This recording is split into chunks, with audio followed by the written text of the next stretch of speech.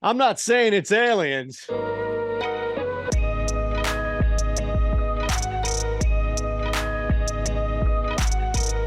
All right, welcome back. We're not going anywhere. And that's the OddsShop Golf Channel, of course, here on the OddsShopper Golf Channel. On top of We're Not Going Anywhere, we're staying in the great state of Arizona. And if you think it was rowdy this past weekend at the Waste Management, just wait until Tiger's House opens up at the Genesis. Ben Rasa, I'm Eytan. Shander, Chris is producing. We appreciate you here. Hit the thumbs up button, subscribe, as it goes a long way as we're building our new channel solely dedicated to the wonderful, beautiful, maddening, and frustrating game of golf. But that's why we're here. That's why we love it. Ben, we look back before, right? We move forward.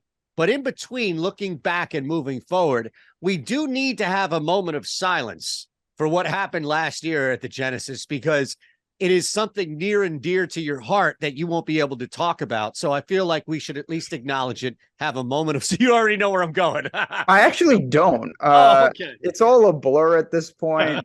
It's been a long week. Like you said, we're in Arizona now. We're going back to California. I love Riv. I love the Riv. This is an awesome place. Go ahead.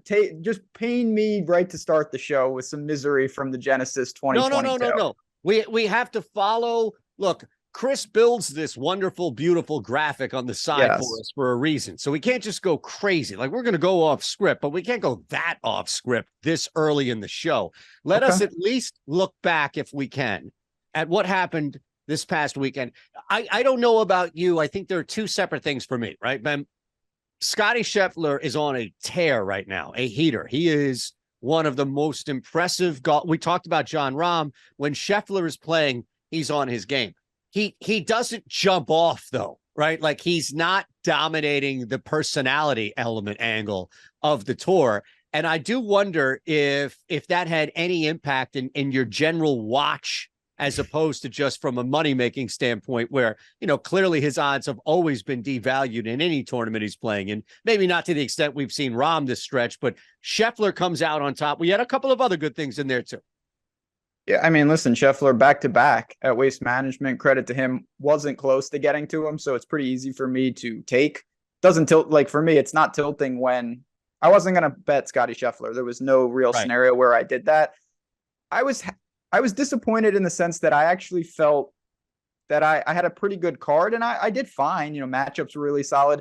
Justin Thomas right there. Hatton played well.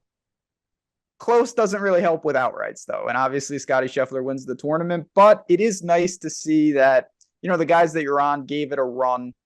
Some of them were right up there. And if you laddered, guys like Hatton, guys like JT, you definitely caught a piece at the very minimum. Yeah, I felt the same way with, you mentioned the ladder, Tony Finau, looking at him. We talked about him ahead of time, reaching that top 20 in this environment.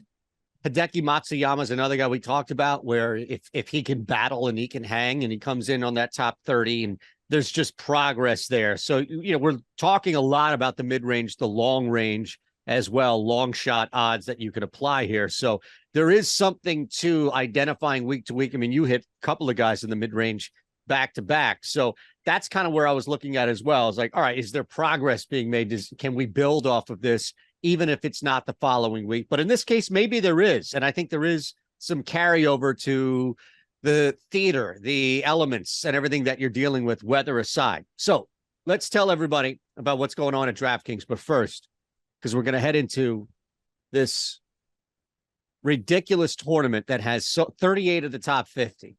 If we can just have a moment of silence, because for last year's winner, Ben Rasa's favorite golfer ever on tour, has departed the PGA for the LIV, which is fine. Look, if Beyonce can perform in that country, then Joaquin Niemann can perform in that country. All right, that's all I'm saying. But this has to hurt, Ben, and I'm at least recognizing your pain. Yeah, I was a big Niemann backer at Genesis last year, as you know. He's made me some good money I would say over the years. He's still so young, but he's been around forever.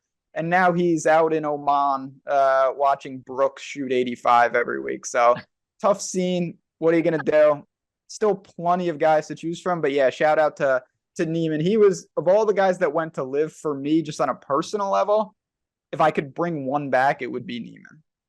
I get it, man. I had to bring it up. I knew it was something near and dear to you. By the way, Yeah, it I hurts. was trying Thanks to just for that. Appreciate you. Yeah. I figured it would ease the pain of whatever you lost on the Eagles. All right. Yeah, well, that was a whole different situation, but Oh boy, thank goodness there's golf. Let us tell you about what's happening here on DraftKings. This is so simple and so easy. We want you to lock something in actually ahead of time because we record this on a Monday, right? And we give you our early looks just to depend on how things change with tee times and throughout the week with value. We want to get ahead of this early. We also want you to get ahead of this promo on DraftKings because the sooner you get in, the easier and the quicker you're going to get this money right back into your account. $5 into $150. All right. So you see Chris has Charleston up here on the college slate. That's Monday night. So if you're watching this when this show premieres, when this show comes out, you're just going to take 90 seconds out of your life, click a link below, sign up, deposit $5, and immediately place that $5 on the heaviest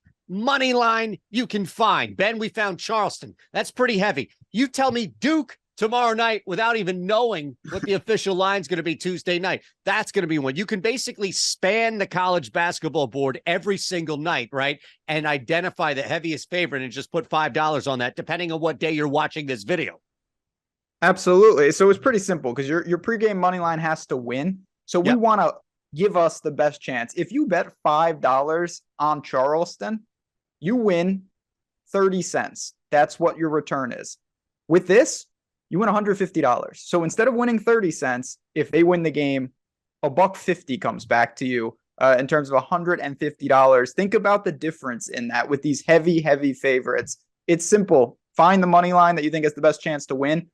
Put your $5 on it. And if and slash when they win, a nice bankroll boost for you. All right, let's look at this week. We are right on the backdrop of LA, as you mentioned.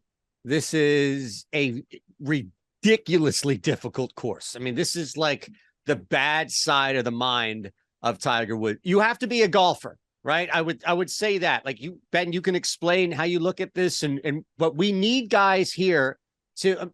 The cut level has been what, above par last 10 years. You have to be really good scrambling. You have to be really good shaping your drives, not just hitting for distance. There's so many things you need to do scrambling that are just golf shots. Like you have to hit golf shots here, bunkers around the par fours. This is not an easy course, Ben. Oh, no, it's not an easy course at all. And you have an elite field and a real difficult test. Why isn't it easy? Well, it's hard to hit the fairways. If that wasn't bad enough, it's hard to hit the greens. Greens and regulation percentage, way down here versus a normal course. Driving accuracy, way down here versus a normal course. What does that mean? Around the green, you're going to have to get up and down. You're going to have to scramble. Now, I don't think it's overly crazy in terms of the difficulty, but you're going to be tested getting up and down. The greens roll fast. It's back to POA because we're in California. A true test of golf. And I think the leaders, or I should say the winners, reflect that. You see all different types of people over the years win this, from the Bubbas of the world to like Stricker, who obviously is not a lot. Like you can navigate this course all different ways and be effective. Yeah, that's a great point. Dustin Johnson in 2017, the only guy that was below 2,500, and that was one of Bubba's 3 years in 2016. Everybody else is a pretty significant dog here, long shot, including Niemann 60-1, Homa 60-1 the previous 2 years. Adam Scott, I'm sure he'll come up in this show here at 33-1 when he won it. JB Holmes, I'm sure you had him laddered in 2019, right? So yes. And I don't know, I was going to save this for a conversation about the top tier, but I thought maybe it would be better to bring this up right away because you opened the door with how to navigate this in multiple ways.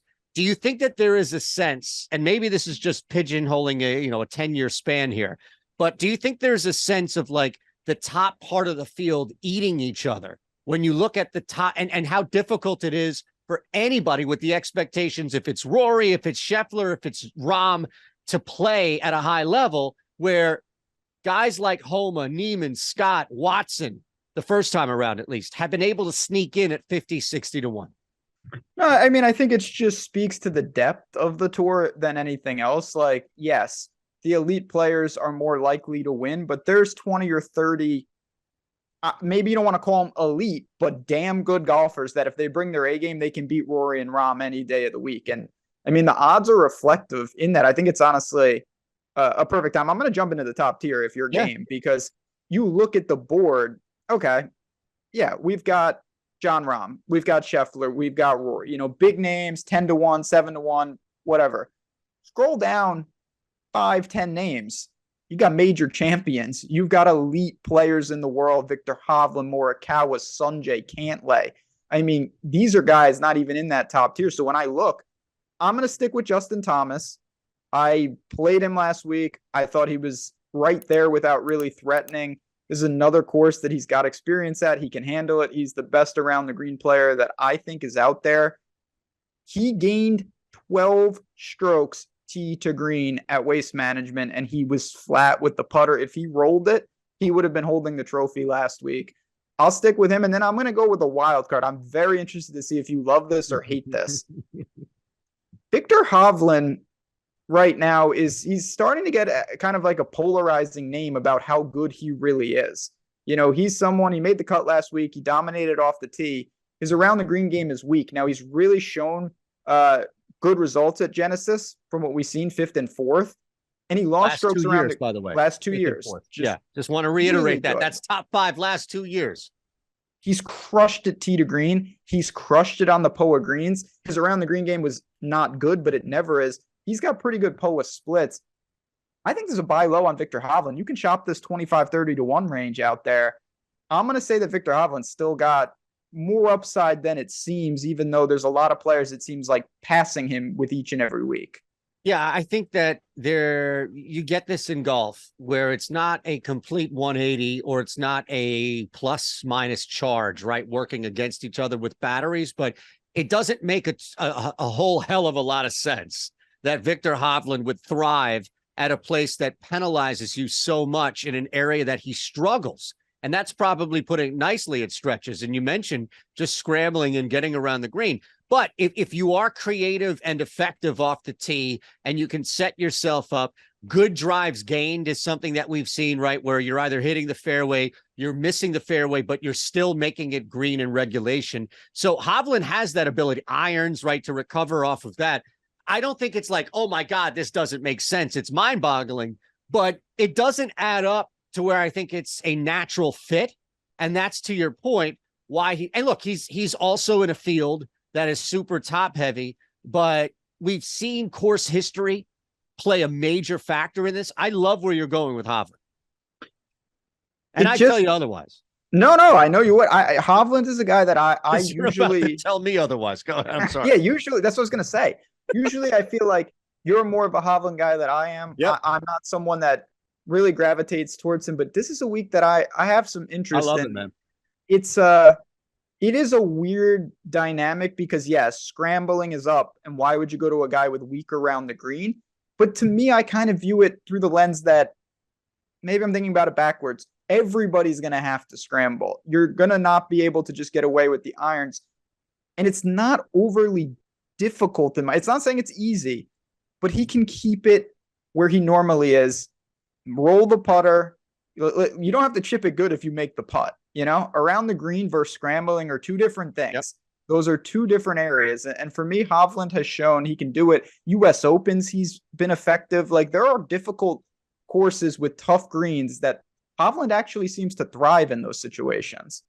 He's not on my card. I don't think he's on your card. So I don't want to bypass two names that you should talk about right away. And before we get into deeper, first is Rory. And look, he's 10-1. You can shop. I'm sure you can get a better number, what have you. But that number itself, especially for what you saw last week, I wouldn't put too much into that. He's still Rory McIlroy. He's still been playing a shit ton of golf over in Europe. But I imagine, as you referenced with JT, that number is simply just too low for you to play in this field where you can get better value.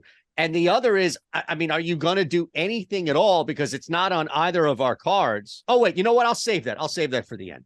The other guy is a pretty big popular name. I knew I was waiting for when the big cat was going to come up. No. But you have it on the final card. So maybe that's a tease. You want Tiger. You want Ben Raza's thoughts on Tiger. You're going to have to stick around for the final card. Exactly. Right? We'll get to Tiger. Okay. Don't worry. Rory, listen, no pushback on Rory. I will say, and is this backed by, do I have the numbers in front of me? I do not. Rory starts so slow all the time. Pick up Rory in the middle of the first round when he's like 2 over, and it seems like he's not going to win. You'll get much better odds than you will right now. And Rory has started slow a million times, and then he wins some of those tournaments. So I'm not running to the window to bet Rory, even though I'm a huge Rory backer in life.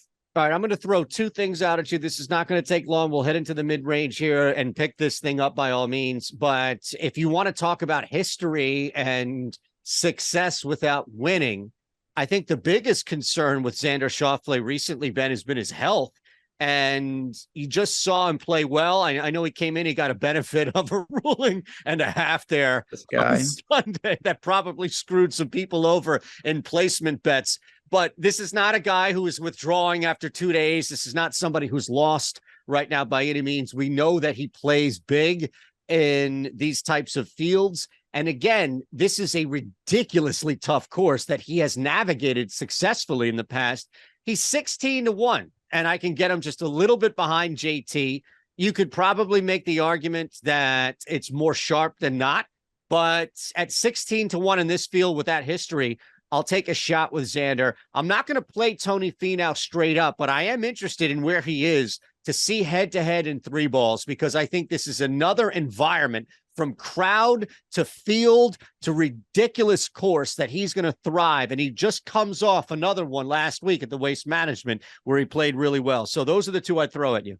Yeah, I mean, listen, Finau's been here, done that, runner-up twice. He plays really well, and he should. This is the type of course. Xander, if anyone has watched me over the years, people know that me and Xander, we just simply don't get along. I love him as a player. I never get him right. I actually shorted him last week and I got away with it because I had Justin Thomas over him in matchups. There you go. I was fortunate. It's the same thing for me. I think he sets up great. If you're building a pretty expansive card, I would add him. If I was only playing one, I would still have JT a little ahead of him at similar odds, but Xander struck it beautifully last week, and he does seem to like Genesis. I saw something, and I am just shocked because you either don't know or don't care, and it's probably the latter. Even if you don't know, you just don't care anyway because it's coming out of my mouth. But Tyrrell Hatton here is one of 5 or 6 guys in the field with one of the worst total strokes gained here at Rivera. And he is one of the guys that made your you got all jacked up from Hatton last week that you're riding the Hatton train here into Genesis. Yeah, what do I care? He hasn't played here a lot at all. I'm not worried about that at all. He had barely any Waste Management history, and then he came in 6th. He was fantastic. He gained 10 strokes tee to green. He was electric. Ty Hatton was, he was on the card obviously last week for me, and although I really didn't, break through with anything, I was super happy with that number. He was in the hunt, just couldn't really put it all together. There's no reason he can't come here. My biggest knock on this is that Waste Management in Arizona is Bermuda. This comes back to California, and it's a change of surface for a guy that I really prefer on Bermuda. So that's not ideal, but we're in the mid-range now. Like, Hatton is a nice number. He's in the bucket with Scott and Ricky and Day and those guys, and I think he's a pretty good play in that type of market. All right, so Hatton at 45-1. You do go a little bit wider here to stretch the parameters of mid-range, which we love. Of course, there are no rules on the show. Never. Keegan, there's another like you-centric play. Keegan was awesome last week. He gained in all 4 categories. He was runner-up at the Farmers. He's a notoriously good driver of the ball. Will Genesis eat him alive with the putter and around the greens? Well, we've certainly seen that happen, but we've also seen Keegan Bradley come in 2nd here, come in 4th here. He can do it. It's sporadic, but he's 75-1 right now. So if you're looking for that type of maybe consistent tee to green with luck box putting needed, I think you could do worse than Keegan this week. Yeah, I mean, you look at what he was able to do last week and what you highlighted, and I think at 75 to 1, how much of this is just being in this field versus anything that would be concerning that you're recognizing. And look, he is going to be 75 to 1 in that range, but it doesn't feel like, oh my goodness, he should be at that 60 to 1 or 50 to 1, but it does feel like this is great value to the field. Does that make sense? Yeah, I mean, there's always an opportunity, the outright market, of course, isn't just who you're betting, it's who you're betting versus a field. Like if Rahm and Rory weren't here, everyone's odds would be less because the win equity from those two would be dispersed amongst everyone else. And that is certainly relevant to a guy like Keegan. And I know you have a couple of dudes in the mid-range. Hopefully it's nothing too dangerous. No, I think the second guy is going to be the play. The first guy is going to be somebody that, much like Rory and much like Tiger, we kind of have to mention because I feel like Adam Scott is going to be a super popular play this week, right? Somebody who has had success here, somebody who is not at the top of the field. He's just below, as you see Hatton, where you mentioned, Ben. But I wanted to bring him up because I think the popularity at 50 to 1 is not going to be doused by just looking at the recent history and saying, oh, all right, this guy has a legit shot to do it. So my first inclination was to not bet Adam Scott at 50 to 1, but I did want to bring him up because I feel like he's going to be a super popular play. I think he's more important. And again, you're here on the OddsShopper, the brand new OddsShopper Golf channel, by the way. If you're not subscribed, be part of the early adopters. We're going to grow quickly. I think he's more relevant over on Stochastic, where we'll be talking about the DFS side of things. Adam Scott's going to be a popular play. I could see him being a one and done target for some people. I'm indifferent to the bet. I prefer Hatton. I prefer Day, Fitzy, Decky range if I was going to pick. But Adam Scott is not a cross off and forget type guy. He has relevancy. I'm just not sure it's in the outright market. All right, I'm going to take the Hovland approach here. All right, and I don't think it's crazy. I know that we've got a lot of crazy shit going on. UFOs, like we got the ancient aliens guys. Times are tough. It is. It's nuts, man. We need Mulder back in effect at this point. But here's what I would say. I think Victor Hovland has shown that you don't need to be dominant in these par fours where the majority of guys are just missing the fairway and scrambling or their second shot trying to make up for that, depending on where they are from approach, right? And still hitting the green in regulation. That's why good drives is such an important stat, I think, here. Good drives gain. Matt Fitzpatrick, if you look at this, 40 to 1 to the field, Ben. So on the other side of Keegan, by all means, stretching the mid-range shot here, 40 to 1. But he pops in two big areas. He's one of the best in the field right now as far as total driving. Good drive is gained, really, is what I'm looking at for Matt Fitzpatrick. And he also pops on POA. He's one of the better putters, 5, 10, 15, 20 feet, where you start to get in that range, especially closer on this grass. So here's somebody that I think at 40 to 1, yeah, maybe Victor Hovland has shown a pathway where if you can do those two things, you can still compete and be in this. At 40 to 1, if he's in the top 5, if he's in the top 10, what have you, heading into the second or third, fourth day, I think there's a legit shot.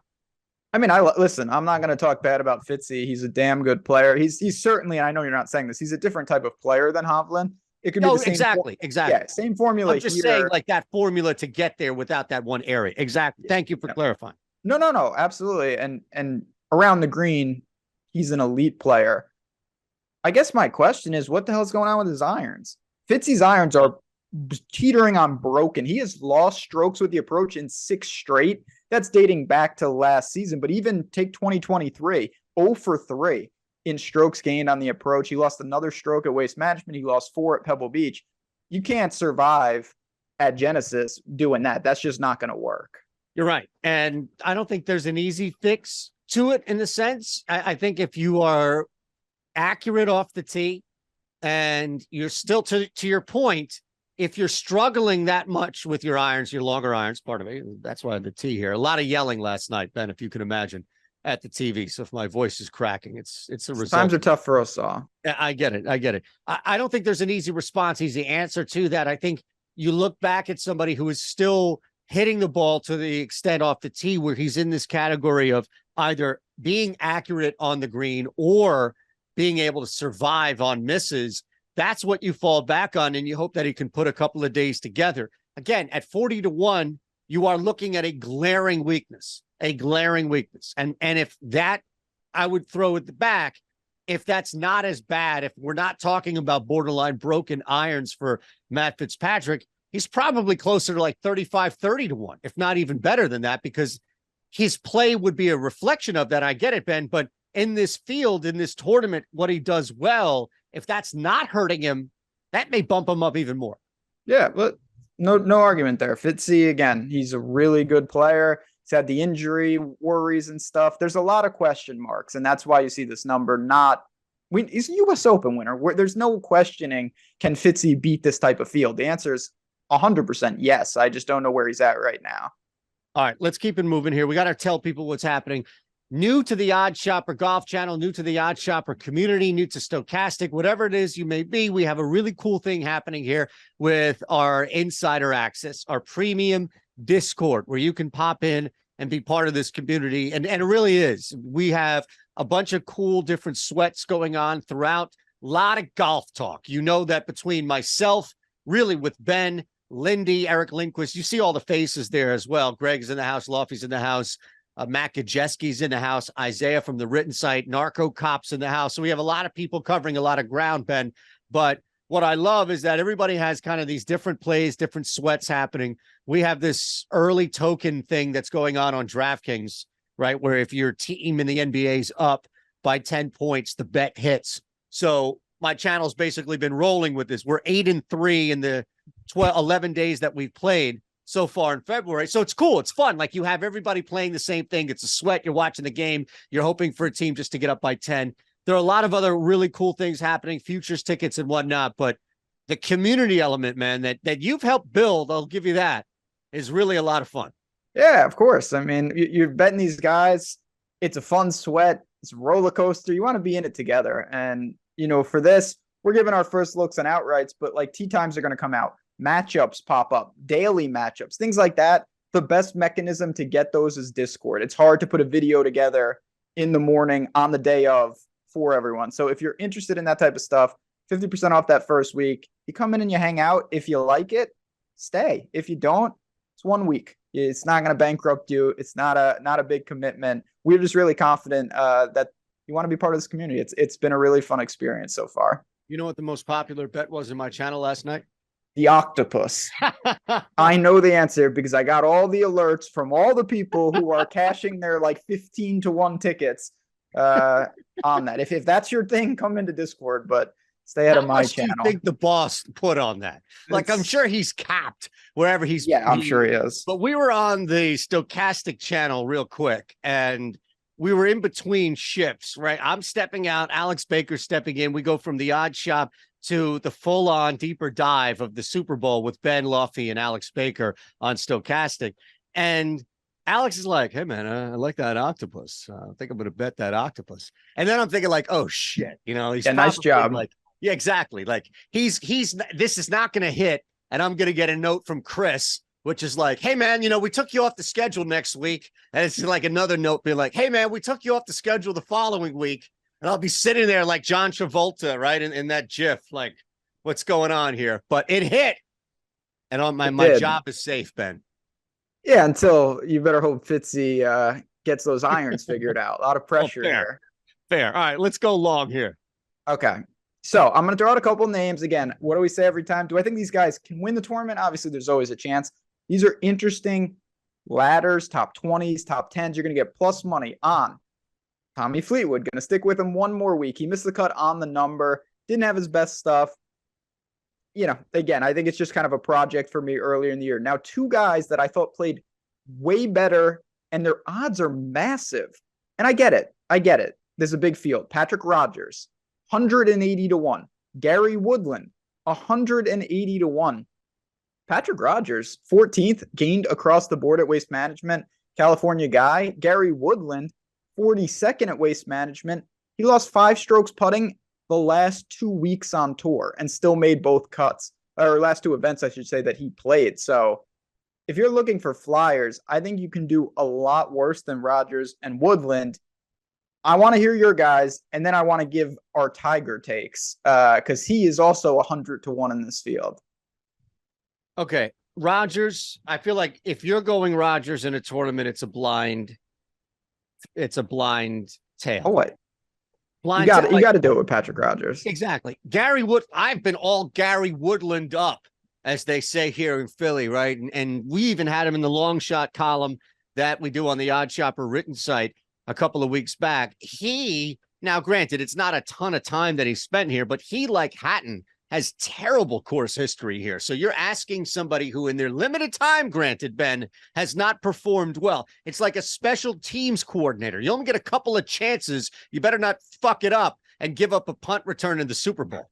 So Gary Woodland, and it doesn't mean he's going to fix it, but Gary Woodland has lost 7, 6, 5, and 3 strokes putting in his he came in 26th one year, and all the other years, those were his strokes gained putting. What do you want him to now? Either figure out the POA greens, or we're going to see that again. But if he does, everything else is fine, and I'm okay with just rolling the dice on putting being random with a guy like this.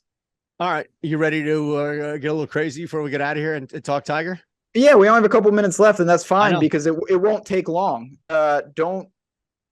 I'm betting this. I'm betting this week's version of the octopus. Yeah, there's a better chance of the octopus. Adam Scott, Tony Finau, Max Homa, Rory McIlroy, John Rahm, Justin Thomas, Victor Hovland, Hideki Matsuyama, and Chez Reavie. 9 players in this field with multiple top 10 finishes over the last 5 years, Ben. Count it. Now, at 400-1, is Reavie going to win this event? No, but I would take a long, hard look at top 40 because you're going to get a ridiculous return at that, and sprinkle a quarter unit or less if you want on him as a top 20. You cannot ignore the fact that you are getting insane odds because of a lot of things have happened between his last top 10 finish and now. I get it, but come on, Ben, for somebody who has mastered this course to that extent. Mastered this course. Get out of here with that. No, don't do that with Chez. I'm looking right now and it's pretty rough. Yeah, but this is home for him. He comes home. How much have we talked about horses for courses, right? Isn't that the phrase? He's not a horse for a course. That's not even Chez Reavie. I don't even think he would fit Riviera. No. He's got 5 top 10s. Chez Reavie's been around. Multiple top 10s over the last 5 years. Let's not get crazy. And they were both 10th place finishes. Like, I get he's got a better chance than Tiger, but that's about all I can say. All right, give me your thoughts on Tiger before we get out of here. I mean, my thoughts on Tiger is it's awesome that he's playing. I hope that he uses this as a springboard to get healthy for tournaments, that maybe he can really show something. The ironic thing about this, at the height of Tiger's powers, Genesis was never a course that he really liked. Nope. He doesn't have a great course history here relative to his dominance everywhere else. I can't imagine that he comes ready to play in a field like this, in a course like this. I have no expectations outside of it would be cool if he finds the weekend, and I think that's even a stretch. I agree. This is not the place to bet Tiger Woods. No, that would be stupid. If you want to do it for fun, and really any capacity, but you're right as far as like make the cut. But yeah, I mean, listen, it's Tiger Woods, but I don't know. Is a difficult place. Unless someone knows something that I don't, like it seems like he's still working back from, the litany of things that plague him. I don't know why he would come in ready to play here. Absolutely. No, it makes but he's still Tiger, and I'll be rooting for him damn hard. I would love to see him in the mix. I just don't think it's going to be this week. All right, let's roll here. Final card. And again, this is not locked in stone. Another reminder that you can hit us up on the Discord, sign up, half off your first week, and you can talk to Ben and Eric and myself to a lesser extent about what we're looking at in golf, although the Decky top 30 boost hit. That's always nice. Final card, my friend. Why don't you begin? Yeah, we've been, listen, again, we've been doing I well. know the channel's relatively young. We've been on a great run from Danny McCarthy and Rose and just Max Homa even this week. We're going to try to keep it rolling. Everything I said, I love everything we did minus Chez Reavie on this show. So I'm going to really do a lot of that. You've got JT and Hovland, Patton for me, the same guys that I've been sticking with or been backing. I'm going to continue to back. And I know you've mentioned Xander and some. I'll leave that to you. I'm super on board with both of our cards, up and down the top 40s to straight outrights. I'm with you, man. I think Xander, I might take a shot top 10 for Xander, knowing that the odds are not going to be super in my favor here, but I definitely think money line for him. I'm going to work Finau involved in this because I think that he's not going to be, especially, and I'm going to wait and see where the where the matchups specifically are, where I can take advantage of. In fact, he's with Xander and Homa, and I know Homa's a guy we didn't really talk about, but I'll take him pretty much at plus 170 to beat a guy that I just said I liked outright. I like Finau better, but I don't want to bet Finau to win this. I think I can take advantage of Finau in matchups and head-to-heads in a better spot. I'm not going to bet both, meaning I'm not going to bet. No. I'll have to choose at that point. But that's fine. Absolutely. And again, I just want to give a quick shout out. Oh, sorry. No, go ahead. I was just going to say I'm interested in Woodland, these type of guys, I think you're going to see on the top 20, top 40 card for May. Yep. I'm probably going to have Decky in some way. Maybe even beating Spieth and Hadwin. There you go. Yeah, you can 3 balls. There's so many ways to get exposure to these guys. It doesn't have to just be outrights. By the way, Hovland's plus 175 against Cantlay, who we did not discuss in your guy, JT. I may do that just to octopus you. Yeah, I don't like that at all. JT, I think, is close. I really do. I agree. I'm not going to bet against him. We'll see you next week. Hopefully you can cash some tickets. Thanks again. Thumbs up, subscribe. The new OddsShopper Golf channel. Thank you for being a part of this. We're here each and every Monday. Thanks again, Ben and Chris. Good luck.